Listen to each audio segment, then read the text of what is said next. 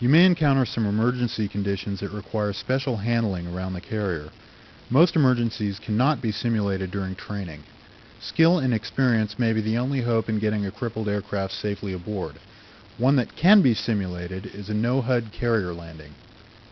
Before you turn off the HUD, notice 3 to 4 degrees down is about even with the bottom of the angle of attack indexer. This is the position you want to keep the landing area in during the entire approach.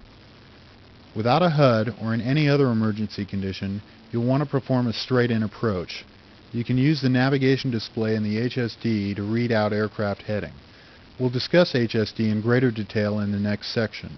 Since we cannot see details on the carrier itself yet, keep the carrier even with the bottom of the indexer and centered on the HUD. Reduce power until you're on speed. Drop the gear, flaps, and hook. Use small corrections keeping the carrier centered and slightly down on the HUD. Check your landing heading against the wake of the ship. If it's pointing down and slightly left, you're on the correct heading. Correct for lineup if required. As details of the carrier become visible, look for the ball. Once you have sight of the ball, call the ball and correct for glide slope deviations.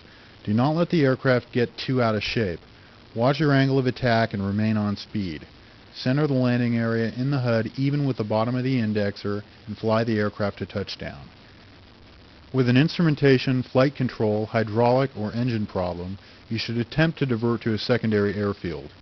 If one is not available or fuel does not permit, then you must attempt to either land at the carrier or if the aircraft is not controllable at landing speeds, execute a controlled ejection. If you must eject, establish yourself on an inbound heading to the ship. Descend to approximately 1,000 feet and fly over the ship. Once past the ship, press Shift E to eject from the aircraft.